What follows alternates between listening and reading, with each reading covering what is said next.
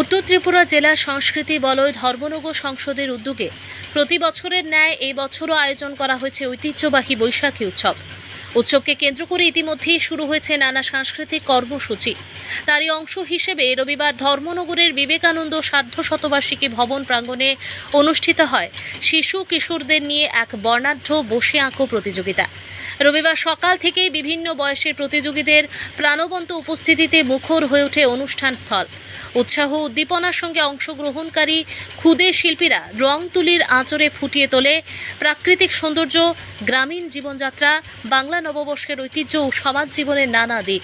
প্রতিযোগিতা স্থলে অভিভাবকদের উপস্থিতিও ছিল উল্লেখযোগ্য, যা শিশুদের উৎসাহ আরও বাড়িয়ে তোলে। উদ্যোক্তাদের বক্তব্য, শিশুদের সৃজনশীলতা বিকাশ, শিল্পচর্চার প্রতি আগ্রহ বৃদ্ধি এবং সাংস্কৃতিক চেতনাকে সমৃদ্ধ করতেই এই প্রতিযোগিতার আয়োজন করা হয়েছে। প্রতিযোগিতার মাধ্যমে নতুন প্রজন্মের প্রতিভা বিকাশের পাশাপাশি তাদের মধ্যে সংস্কৃতি মনস্কতা গড়ে তোলারও প্রয়াস নেওয়া হয়েছে।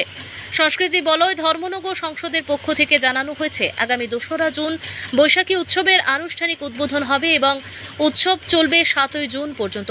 এ সময়ের মধ্যে নৃত্য, সঙ্গীত, আবৃত্তি, চিত্রাঙ্কন সহ বিভিন্ন সাংস্কৃতিক প্রতিযোগিতা ও অনুষ্ঠান আয়োজিত হবে।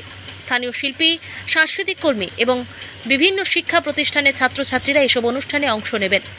উদ্যোক্তাদের আশা, বৈশাখী উৎসব শুধু আনন্দ উৎসবের মধ্যে সীমাবদ্ধ থাকবে না, বরং নতুন প্রজন্মের মধ্যে বাংলা সংস্কৃতি, ঐতিহ্য ও সৃজনশীল চর্চার প্রতি আগ্রহ জাগিয়ে তুলতে গুরুত্বপূর্ণ ভূমিকা পালন করবে। ধর্মনগর প্রতিনিধির রিপোর্ট, প্রতিদিন ত্রিপুরা। সংস্কৃতি বলয় ধর্মনগর সংসদের উদ্যোগে প্রত্যেক বছরই আমরা বৈশাখী উৎসবের আয়োজন করি। এই বছরও তার আয়োজন।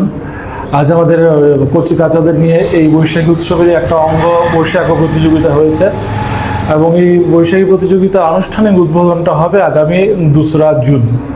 ওই দিন ধর্মনগর অর্ধেন্দু ভবনেই এই সকালবেলা এই অনুষ্ঠানের আনুষ্ঠানিক উদ্বোধন হবে। ওই দিন আজ যেমন বসে আঁকো প্রতিযোগিতা গেছে, আগামী 2 এবং 3 তারিখ রয়েছে সঙ্গীতের প্রতিযোগিতা, 4 তারিখ রয়েছে আবৃত্তি প্রতিযোগিতা, 5, 6 তারিখ রয়েছে নৃত্যের প্রতিযোগিতা এবং 7 তারিখ রয়েছে তবলা প্রতিযোগিতা এবং তারপরে পুরস্কার বিতরণের অনুষ্ঠানও হবে।